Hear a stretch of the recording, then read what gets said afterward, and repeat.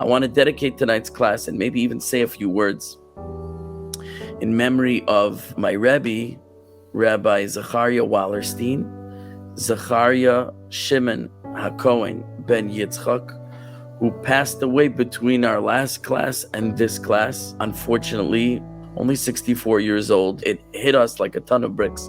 Those of us who knew him, who were part of the community in Brooklyn that he influenced so much, part of the online community that he influenced so much. Rabbi Wallerstein had many, I don't know, maybe hundreds of published classes, lectures on Torah Anytime and other platforms.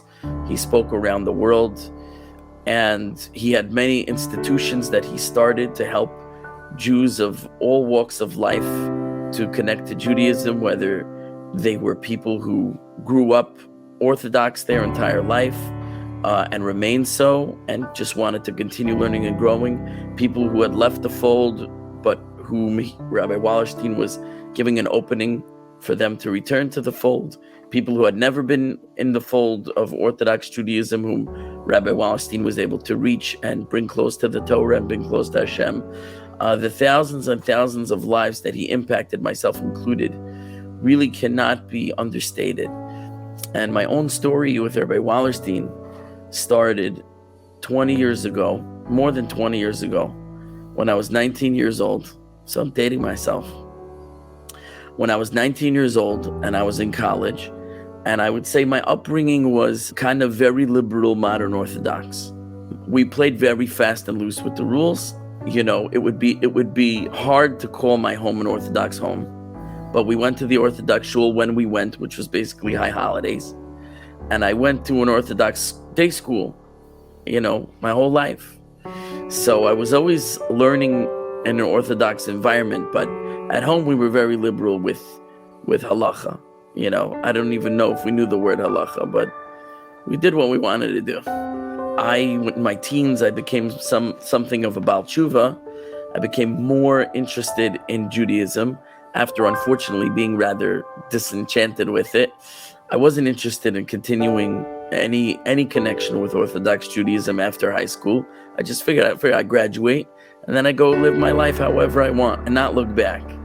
And I had an experience with NCSY through, you know, God's providence. He puts you in the right place at the right time. Certainly unexpected, but I found myself in my teens with NCSY for the first time enjoying doing Jewish things. And I said, if Judaism can be so enjoyable, and I didn't know it until now, it doesn't make sense for me to walk away and not look back like I was planning to do. It says, I need to take a closer look at what I've been missing. So after high school, I made the decision to go to Israel, to go to yeshiva.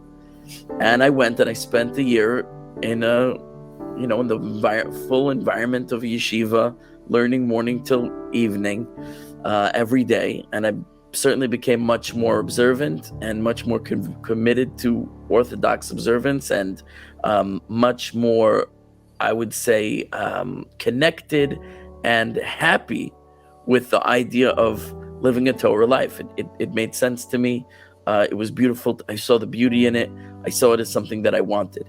But when I got back home again, and I was back in my old environment, and I was back with my old friends, and I started going to college, and I lost that yeshiva cocoon, I more or less was influenced by my environment to flop back into my old habits of being very loosey-goosey with observance.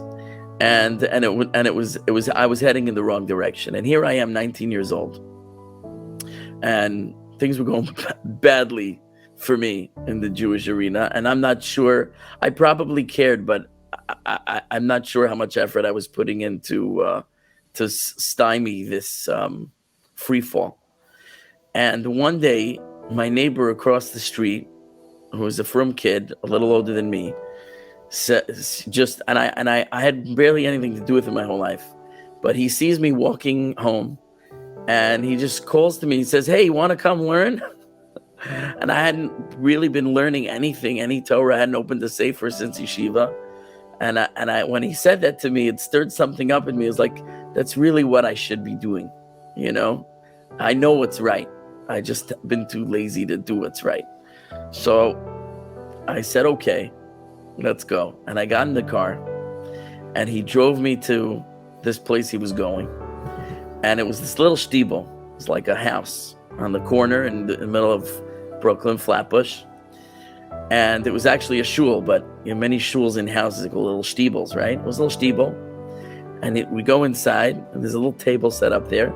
And there's a bunch of guys sitting around the table about our age, 20s. We sit down, and this fellow comes in, and he's wearing this really snappy suit. And he's got these rimless glasses, really cool rimless glasses, clean shaven.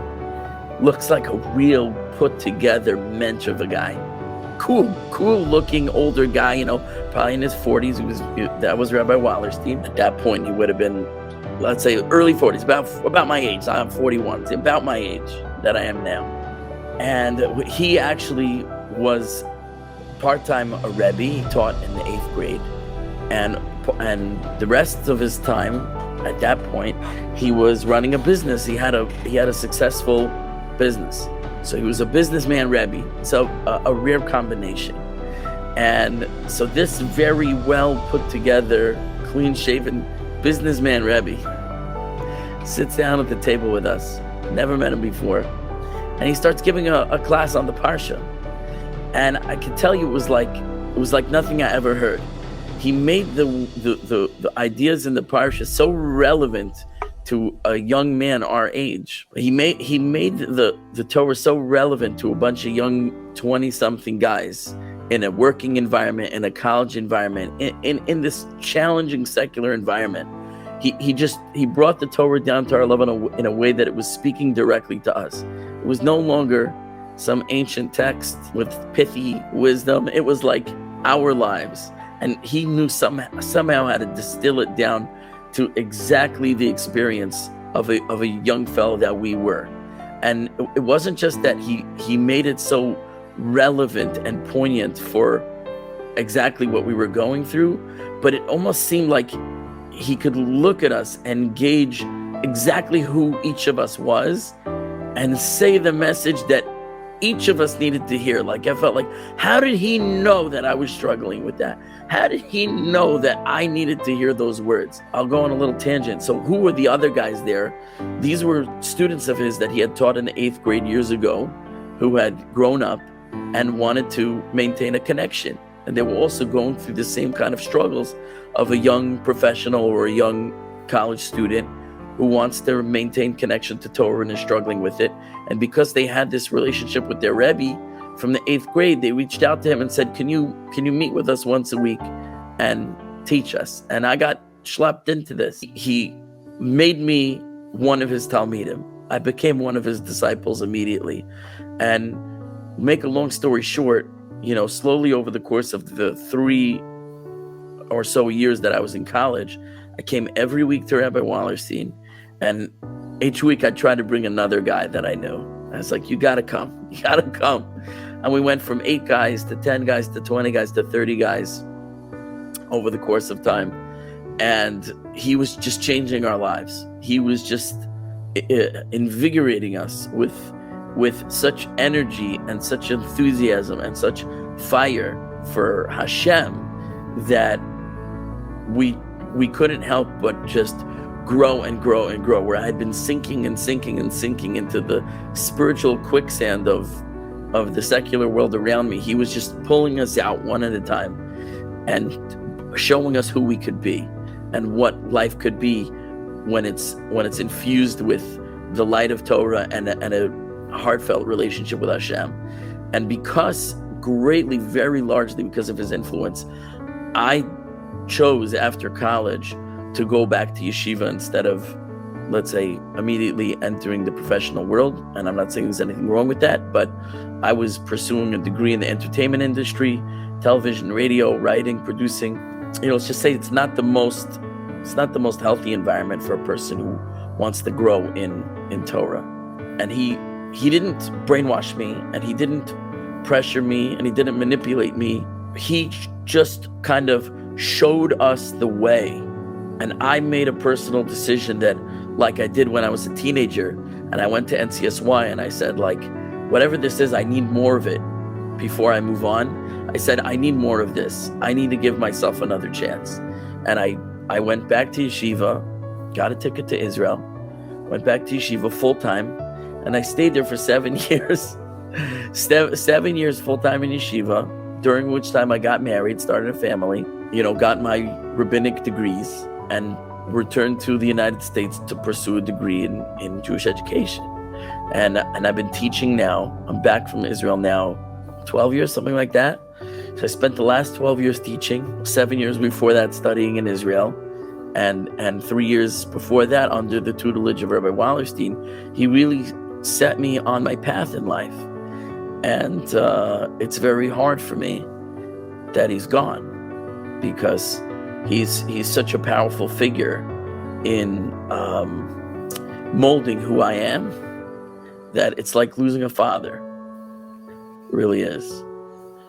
And the world is sadder without him, but he was a great light. He was a great light to thousands. I mean, it started with us. I said there were 30 guys in the room, but within a few years, it was 60 guys. It was 70 guys. And then when he opened his center for women's learning, it went into the hundreds. And he started doing his speaking tours. He was speaking to thousands, and he put on Torah anytime. And again, thousands more people were able to benefit from his teaching.